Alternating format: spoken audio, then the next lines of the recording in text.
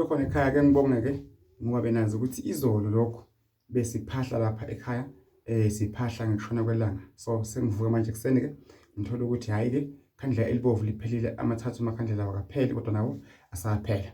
Ngithemba ukuthi uNkulunkulu uzwile ukucela namadlozi azwile nekukhuleka kwami nekuphahla kwami.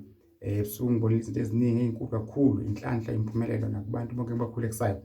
So ke mbukelo khona ekhaya njengamanje kumele SMS njengamanje mbukelo khona ekhaya onenkinga even now December uyazi ukuthi maholiday bakhona and kuba nezingozi. Kumele SMS ngikukhulekise umthandazo lami udinga ulungisa impilo yakho fika ekhaya e30 eMpumalanga njengamanje mbukelo khona ekhaya ngiyongena eMpumalanga njengamanje phinde futhi ungena kuphi ezibeni mbukelo khona ekhaya.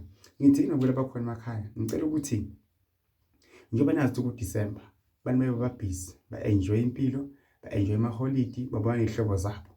Abanye baspenda imali lapho ngafanga ngoba bayispenda khona, abanye ezobe bayispenda kahle. Ngithi kuwe mbukelo khona ekhaya njengoba abantu bazobe babhizi nje behlaba inyuka izinto zinganakekile, wena ke try ithuba lekulungisa impilo yakho. Uthi ngitheke ingosa yasekhaya ngikubona izihlobo ngikuthi sobucha sengiphumulile before kufika January bile emsebenzini kuyofuna imisebenzi.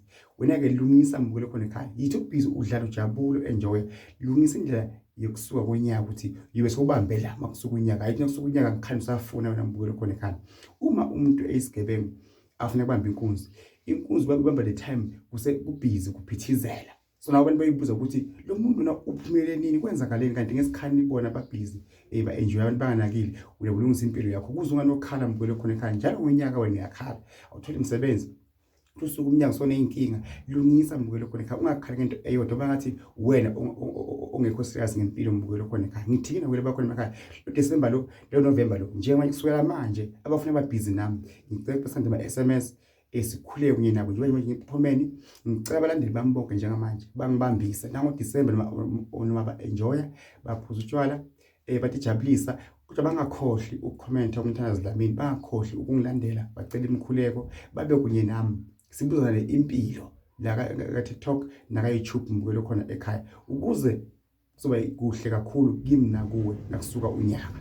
Sijabule sosenyama sijayiva semaphaki siyekuphi nakuphi kodwa bewazi ukuthi kukhona into eseyilungisako ukuthi usuku unyaka abantu bakhala ngapha nangapha thina sihlele kamnandi siyabuka nje sivusa emsebenzini siyabuye siyahlala sivusa emsebenzini siyabuye siyahlala umzwa wakho umuhle ucheliwe yonke into ihamba kahle kodwa newasho mbukelo khona ekhaya zikhona Korea guy mbukelo khona ekhaya ikhona iyasebenza kakhulu iyadeliver kuba kubusisa khanyisele lokufuna uzokuthola kodwa ke thi mina sisuka uhlele khona uye kwenye indawo mbukelo khona ekhaya mawuma impilo ifana nebhara wema nayo iyema wasukuma iyasukuma. God bless you, I love you. Siyabonga makhandlela Dr. Mthanazi avuthe kahle kakhulu lapha mbukelo khona ekhaya bengiphahla izolo sabila nibona isicithe kaphasa ngina komuntu oshayashayako kodwa lokho akusho ukuthi ngiyakhola cha nami uNkulunkulu nje wanginika ukukhola okuncane nawe kuniko kwakho akusho umuntu mayengaphuzi ngiyokholwa kakhulu cha ngiyabusise ngiyakuthanda ngilandela mina nawe siyaphambili ngempilo siyimantini manje